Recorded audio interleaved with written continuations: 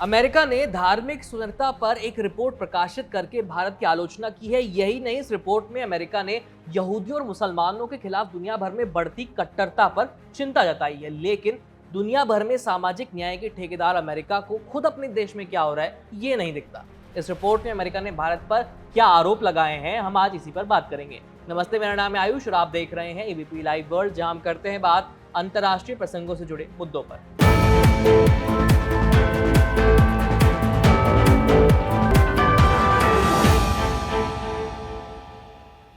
अमेरिकी विदेश मंत्री एंटनी ब्लिंकन ने कहा कि भारत में धर्मांतरण रोधी कानून, अभद्र भाषा, अल्पसंख्यक धार्मिक समुदाय के लोगों के घरों और पूजा स्थलों को तोड़ने की घटनाएं चिंताजनक है। धार्मिक स्वतंत्रता पर इस रिपोर्ट को तैयार करता है United states commission on international religious freedom यानी USCIRF।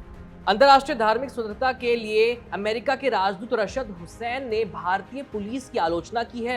उन्होंने कहा है कि भारत में ईसाई समुदाय के लोगों ने बताया कि उन्हें समस्याओं का सामना करना पड़ता है। स्थानीय पुलिस ने धर्मांतरण के आरोप में उनके धार्मिक कामों को बाधित करने वाली भीड़ को संरक्षण दे दिया, या जब भीड़ ने उन पर हमला किया तो उस दौरान भीड़ को रोकने के बजाय पुलिस मूक दर्शक बनकर देखती रही और फिर धर्मांतरण के आरोप में पीड़ितों को ही गिरफ्तार कर लिया गया।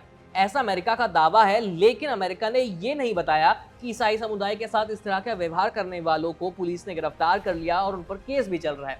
यानी अमेरिका ने सिर्फ आधी जानकारी दी, और ऐसी जानकारी जिससे भारत की छवि अंतर्राष्ट्रीय स्तर पर धूमिल हो सके।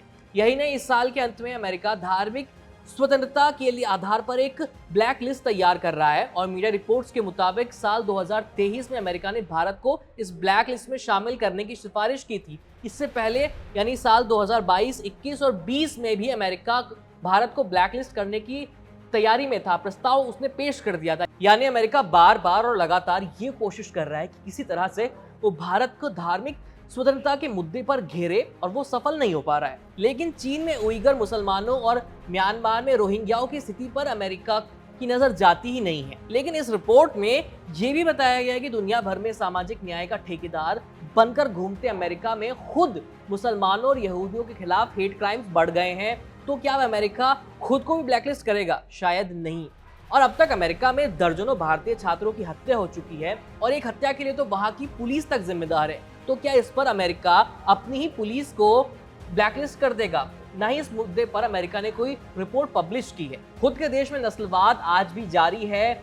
अश्वेत लोग आज भी अमेरिका में भेदभाव का शिकार हो रहे हैं। महिलाओं को समान अधिकार नहीं मिल रहे। आए दिन शूट आउट की घटनाएं हो रही हैं। अपने देश में फैली इन समस्याओं को खत्म करने के बजाय अमेरिका दुनिया को ज्ञान देने की कोशिश कर रहा है, और ये अजीब दोगलापन आपको अमेरिका के साथ ही देखने को मिलेगा। इस खबर में इतना ही। देखते रहिए एबीपी लाइव। मेरा नाम है आयुष।